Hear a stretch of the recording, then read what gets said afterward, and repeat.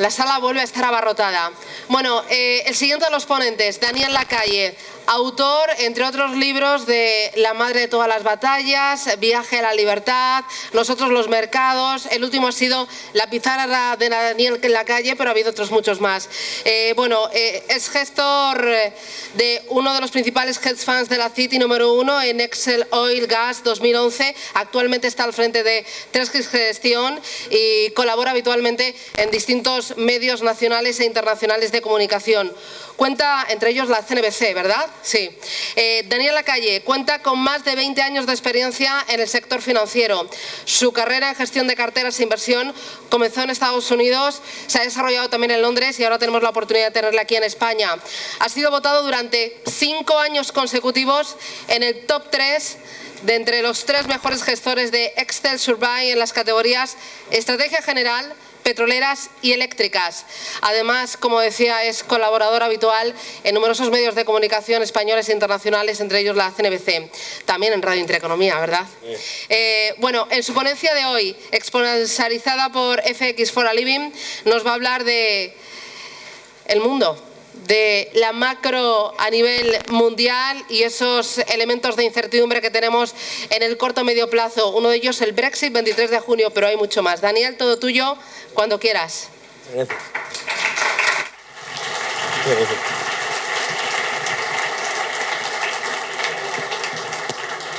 Muchas gracias a todos. ¿Se oye? ¿Se oye, no? Sí, muchas gracias a todos. Yo recuerdo que cuando estuvimos el año pasado aquí hablando, las expectativas más o menos de crecimiento para el mundo eran para el año 2016 alrededor del 3,4%. Es decir, que pensábamos que íbamos a tener un crecimiento pedestre, pero bueno, en línea con lo que se había dado en los años anteriores. Esta misma semana el Banco Mundial ha hecho una revisión a la baja de casi el 21% de sus estimaciones de enero y ya estima que el crecimiento global va a ser alrededor del 2,6%. En el año 2008 el mundo creció un 2%. Es decir, estamos muy cerca de lo que se llama estancamiento secular. Y claro, si nosotros nos planteamos todo esto, bueno, pues podemos decir, oiga, claro, es que, mira, tenemos la ralentización en China, tenemos la crisis en Brasil, tenemos muchos elementos que suman a esa desaceleración. Pero hay algo que nos debería sorprender, ¿no? Nos debería sorprender que en el periodo en el que los tipos de interés están más bajos de los últimos 500 años, en el periodo en el que el aumento de la masa monetaria es mayor de las últimas, bueno, estamos hablando exacto, pues igual, de los últimos 500 años, estamos viendo revisiones constantes a la baja de las estimaciones macroeconómicas. No solamente estamos hablando de estimaciones macroeconómicas por un país o por otro, ¿no? Es que se han revisado a la baja todas. Todas con un truco, excepto China, ¿no? ¿Por qué no se ha revisado a la baja todavía las expectativas de China? Porque como se revisen a la baja las expectativas de China en línea con lo que muestran los indicadores manufactureros, pues ¿qué tendríamos? Un crecimiento todavía más pobre de lo que estamos estimando. Las estimaciones de crecimiento se van a volver a revisar a la baja. Un inversor, a la hora de plantearse su exposición a los mercados, por lo tanto, tiene que entender con qué parte de lo que es los elementos externos está de su parte. Claro, si lo que nosotros somos inversores pasivos o estamos intentando seguir los ciclos o estamos intentando seguir los índices, ¿qué es lo que necesitamos que venga con nosotros, que nos acompañe? Necesitamos 3 cosas. Necesitamos un entorno macroeconómico que sea revisado al alza, eso no está ocurriendo. Necesitamos unas expectativas de inflación que se revisen al alza, eso no está ocurriendo. Y necesitamos unas expectativas de beneficios empresariales que se revisen al alza y eso no está ocurriendo. La recesión de beneficios es algo que no se está comentando suficientemente dentro de los mercados. Porque ¿qué es lo que ocurre? Vosotros estáis yendo a los medios de comunicación, a los análisis, etcétera, y normalmente lo que estáis escuchando es que los beneficios publicados por la compañía A, B o C normalmente están en línea con lo estimado. Lo que no estáis viendo es hasta dónde se ha llegado para llegar a en línea. Es decir, cuántas veces se ha revisado a la baja las estimaciones para llegar a esa misma conclusión. Tenemos un problema entonces. Tenemos un problema si lo que estamos intentando hacer como inversores es eso que ha funcionado, no lo neguemos, y lo comentamos el año pasado, ha funcionado relativamente durante un tiempo corto, que es acompañar a los bancos centrales. La Unión Europea está emitiendo más de un billón europeo de euros anuales y ni las expectativas de inflación ni las expectativas de crecimiento están funcionando. Pero sobre todo, que es lo que nos importa a nosotros como inversores, sobre todo es que las bolsas han hecho un round trip completo. Entonces, tenemos un problema. Tenemos un problema porque el que se plantee su universo de inversión desde la pasividad, desde los grandes nombres de los índices, y el que se plantee su universo de inversión desde el acompañamiento a las políticas monetarias, se está encontrando con que la liquidez se ha convertido en parte del día a día. Es decir, no es que la liquidez haga que suban los precios de los activos de riesgo, no es que la liquidez genere mayor inflación, es que la liquidez lo único que está haciendo es sostener como mucho lo que ya está ocurriendo. Bien, tenemos un problema, por lo tanto, con los tipos de interés a los tipos más bajos de los últimos 500 años y con los bonos generando una rentabilidad exigida que está al nivel más bajo conocido jamás. Hoy prácticamente el 26% del Producto Interior Bruto del mundo tiene tipos reales negativos. Por lo tanto, cuando viene un cliente, cuando viene un amigo, cuando viene un inversor y me dice: Daniel, yo soy un inversor muy conservador, yo soy una persona conservadora, yo no quiero tomar muchos riesgos, yo lo que quiero es una rentabilidad más o menos del 4 o del 5%. Digo, tienes un problema. Tienes un problema que es que lo que exiges es que te toque la lotería. Y eso no ocurre. Algunos que llevamos jugando muchos años no nos ha funcionado. Pero eso no ocurre. Entonces, ¿qué es lo que ocurre? Primero, nuestras expectativas de beneficios como inversores están completa y totalmente desordenadas por la actividad de los bancos centrales y el impacto de los tipos de interés reales negativos. Es decir, si tú fueses una persona realmente conservadora, deberías decir lo que me dijo a mí el gestor de uno de los mayores fondos de pensiones en Tokio en el año 93. Le pregunté, ¿cuál es la rentabilidad exigida a sus productos en los próximos 10 años? Y me dijo, 1%. Dijo, ¿cómo que 1%? Claro, eso es una locura para él, ¿no?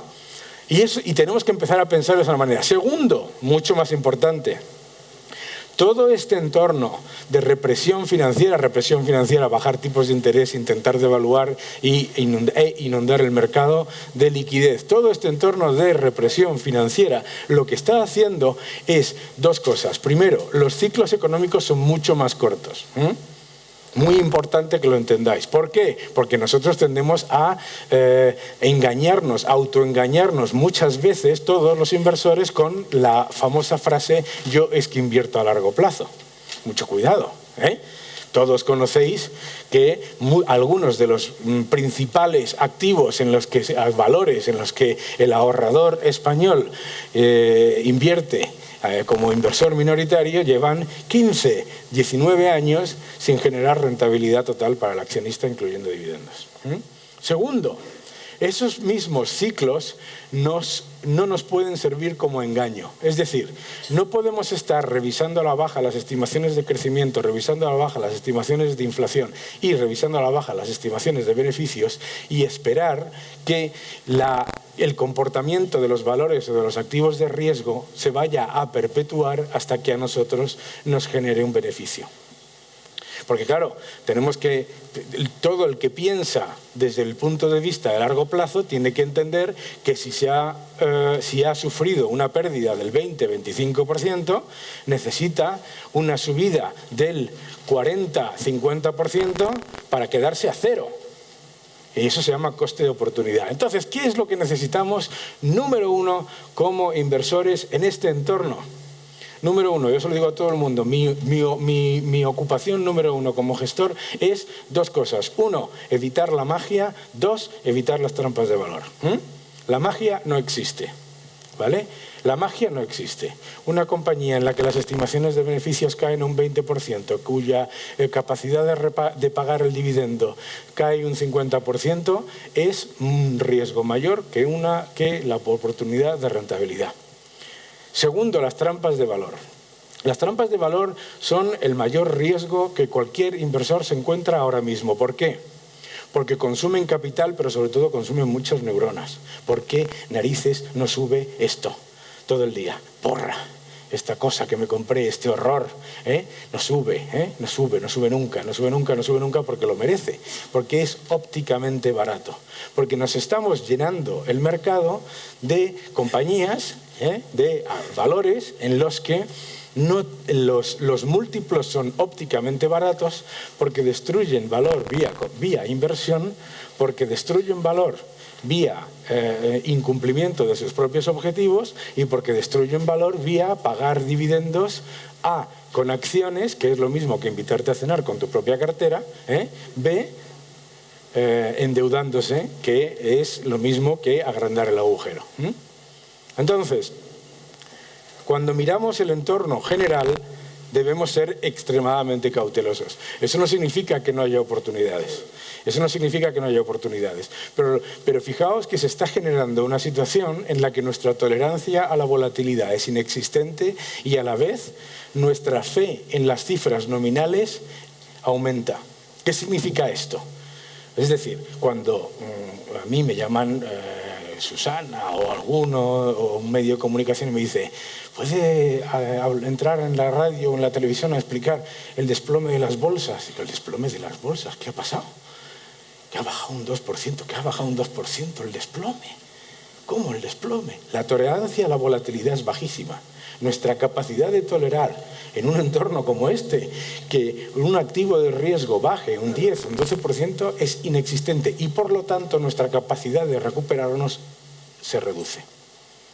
Pero sobre todo, y también esto es muy importante, cuando nos planteamos la hora de la inversión, los términos nominales nos atacan. Porque claro, en un entorno de represión financiera, recuerdo bajar tipos de interés, intentar devaluar, aumentar la liquidez, estamos hablando en absolutos nominales. Si la inflación es negativa, obviamente no podemos decir que algo que valía 5 el año pasado tiene que valer 7 este año.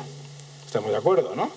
Es decir, estamos reduciendo nuestra capacidad de entender dónde está el verdadero valor.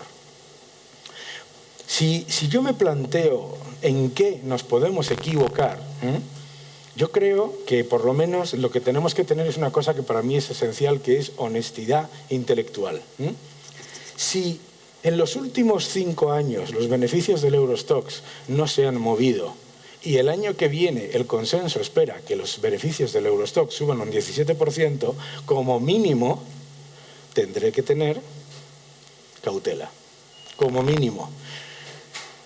También, si cada año, al menos de los últimos 10 años, se han revisado las estimaciones de crecimiento global en al menos un 15% anual a la baja, tendré en cuenta ese riesgo de revisión a la baja. Es decir, que lo que nosotros consideramos que es un posicionamiento por parte de los inversores, por parte de los economistas, cauteloso, en realidad no lo es.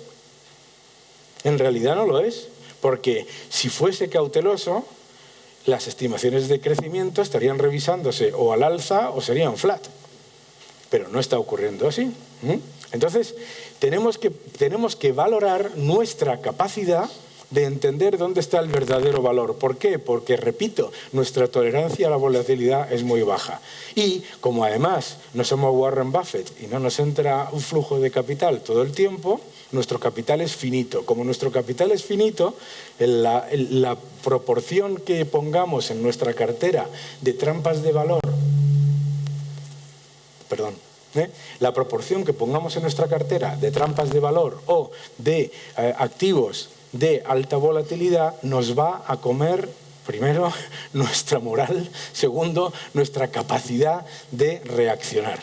Porque nuestra percepción de valor está atacada por los mismos elementos que estamos intentando justificar. Estamos intentando justificar que los bancos centrales continúen llevando a cabo políticas expansivas. De hecho, cuando escucháis que las políticas expansivas no están yendo como se esperaba, ¿qué escucháis de muchos operadores del mercado? Que esperan que se aumenten. Eso, en mi pueblo, es como la canción de The Velvet Underground, ¿no? Waiting for my men, que es el yonki que ya no le funciona la dosis habitual y necesita más. Pero como en Waiting for my men, he's never early, he's always late. Nunca llega cuando lo esperamos, nunca llega pronto, siempre llega tarde. Una cosa que aprendes es que siempre tienes que esperar. Y eso es lo que nos está ocurriendo ahora, el palo y la zanahoria. Tenemos la zanahoria y se nos está moviendo la zanahoria 2 años más adelante. Los optimistas te dicen que te olvides del año 2016 y del 2017 porque en el 2020 esto va a ser la fiesta. Claro. Antes te decían que te olvidases del 2015 porque era un año de transición, que lo importante venía en el año 2016. Estamos moviendo la zanahoria para atrás. El palo. El palo es que nuestra capacidad de recuperarnos de aquello que decimos que estamos a largo plazo se está haciendo cada vez más complicado. Por lo tanto, cuando miramos nuestras oportunidades de inversión, lo que tenemos que hacer es analizar esos 3 elementos que os he dicho antes y hacerlo desde una manera, yo creo, honesta. Honesta es lo más importante. Es decir, si yo me he equivocado consistentemente en todas las estimaciones de crecimiento de los últimos años, pues no esperemos que este año va a ser diferente, ¿no?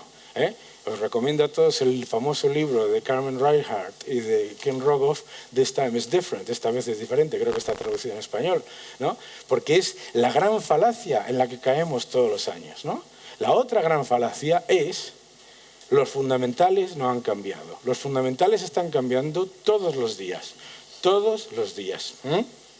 Segundo, el coste de capital al que nosotros estamos descontando los flujos de caja que nos tienen que dar los beneficios y la valoración, también está cambiando. Es decir, que bajen los tipos de interés de la deuda no hace que el coste medio de capital de una compañía baje. ¿Por qué? Porque aumenta el coste del equity, ¿no? Perdonad que sea un poco técnico, pero básicamente lo que significa es que el riesgo inherente a la compañía está aumentando mientras bajan los tipos de interés. ¿Todo lo entendéis? Todos lo entendéis. ¿Por qué? Porque los tipos de interés se están bajando porque se está intentando perpetuar una burbuja tanto de bonos como de inversión, de gasto improductivo. Y esos son los grandes beneficiarios. Entonces, el riesgo no está bajando, el riesgo está aumentando y por eso los ciclos son más cortos. Y entiendo que el que sea un experto trader que esté mirando diferenciales a muy corto plazo tenga fantásticas oportunidades. También está sufriendo del impacto de las máquinas, eso es verdad. Pero los que están invirtiendo a largo plazo, que es la enorme mayoría de los inversores, se van a encontrar con la gran dificultad de sobrevivir a los periodos que llamamos eufemísticamente de volatilidad, ¿no? El otro día en una cadena de televisión en España decía, no, pues que hay cierta volatilidad, cierta volatilidad. Y yo dije, bueno, cambiemos la palabra por pérdidas, porque tu cartera ha sufrido cierta volatilidad, aquí no hay nada.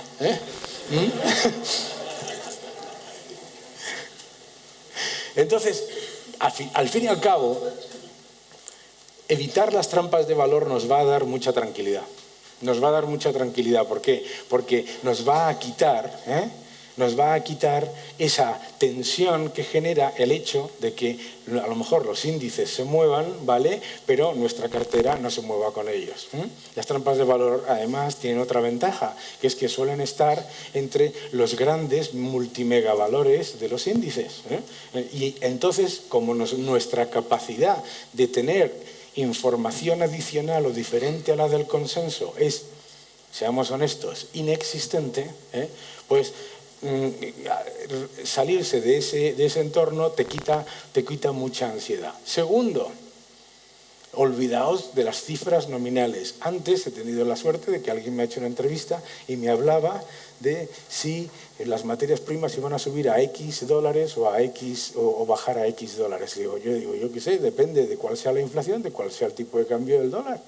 Hablad en términos reales.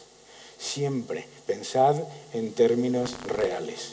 Porque si pensáis en términos reales, se os quita la dependencia que mencionaba Lou Reed en la canción que os comentaba antes. Muy importante también es pensar qué puede cambiar. Es decir, vale, Daniel, todo el mundo sabe que las estimaciones de crecimiento están revisándose a la baja. Hombre, eso de que todo el mundo lo sabe, el año pasado, que yo sepa, éramos minoría los que decíamos eso. Bien. Pero todo el mundo sabe eso, todo el mundo sabe que las bolsas han bajado, todo el mundo sabe que las materias primas han hecho una pequeña recuperación, etcétera, tal cual. Todo el mundo sabe eso, pero el futuro, bien, claro, el futuro, pero el futuro lo tenemos que mirar en términos de probabilidad. Es decir, efectivamente yo me puedo equivocar en muchas cosas, pero tengo que analizar la probabilidad que tengo de que me equivoque. Es decir, si 57 trillones de aumento, billones, perdonadme de nuevo, 57 billones de dólares de aumento de deuda y de masa monetaria no han generado aumentos de crecimiento ni mejora de la inflación, por definición y solamente por probabilidad, si se lanza otro plan de 1 billón, no va a generar ese efecto, estaremos de acuerdo, ¿no? Aunque solo sea por una cuestión de probabilidad. Si un aumento de la inversión de más del 9% anual durante los últimos 15 años no ha generado mejoras de beneficios ni mejoras de márgenes, la probabilidad será baja. Es decir, a la hora de analizar en qué me estoy equivocando, que me puedo estar equivocando en muchas cosas, tendré que pensar cuál es la probabilidad de que aquello que me va a hacer cambiar mi tesis se dé. Y eso es lo más importante como inversores. Porque porque nos gusta, a los inversores en general, no nos gustan los números. No sé por qué, porque es exactamente lo que deberíamos hacer. O sea, no nos gusta mirar al balance, no nos gusta mirar a la caja, nos gusta hablar de lo que yo llamo frases mágicas, ¿no? Es una buena compañía, whatever, no sé qué significa eso, ¿sabes?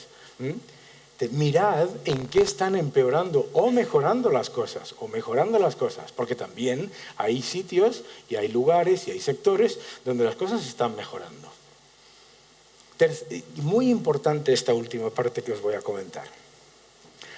Todo lo que percibís en vuestro día a día lo tenéis que incorporar a vuestro proceso de inversión. En el año 2008, mi querido Sunil Yawani, un gran inversor norteamericano, ex compañero mío en Citadel, me dijo, cuenta bolsas. Y yo digo, ¿qué es eso? Y sí, tú, a la gente va a los supermercados y a los centros comerciales a pasar la tarde, pero a ti lo que te importa es que compren, cuenta bolsas. Es decir, esto es una forma, simplificada de deciros que lo que veis vosotros en cada día y lo que os preocupa en cada día, no podéis desligarlo de vuestro proceso de inversión. porque tenéis mucha más probabilidad de estar correctamente informado en lo que veis cada día que en lo que os dice alguien que se beneficia siempre suba o bajen los activos. Obviamente, ¿no? Y sobre todo teniendo en cuenta que hasta el día de hoy muy pocos o prácticamente ninguno de los que han identificado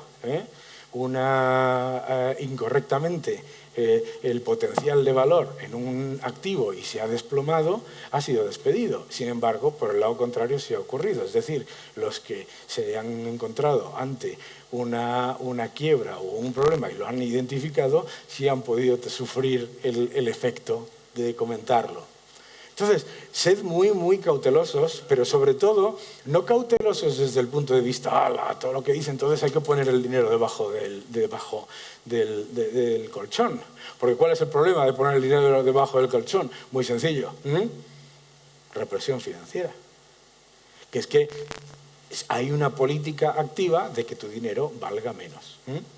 Entonces, atended a las oportunidades, que son muchas, evitad los problemas, evitad sobre todo esos mantras mágicos y analizad vuestra capacidad de aceptar la volatilidad. Porque si planteamos ahora mismo el mundo, para que las estimaciones que estamos dando se reviertan hacia mejorar, tenemos que entender que el plan de estímulo de 600.000 millones de dólares que puso en marcha China en el año 2008 no ha dado fruto. Tenemos que entender que los planes de estímulos no han dado fruto.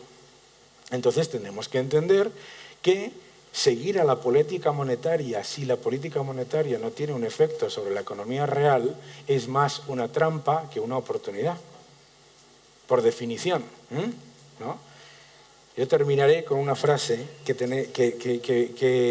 escribí hace mucho tiempo. ¿Por qué los japoneses no consumen? En Japón hay bajo desempleo, hay unos salarios altos, hay una economía productiva y con enorme potencial.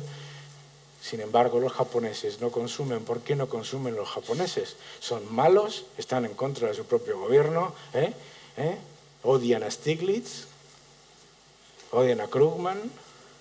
Los japoneses no consumen porque no tienen amnesia. Por lo tanto, como llevan 19 años con tipos de intereses a cero, como llevan 16 años de planes de estímulos, saben que cuando les dicen esta vez es diferente, dicen, ¿sabes qué te digo? Que no, sayonara. Tened mucho en cuenta esto, porque esto es exactamente lo que nos va a ocurrir a todas las demás economías con lo que ya hemos vivido. Muchísimas gracias a todos.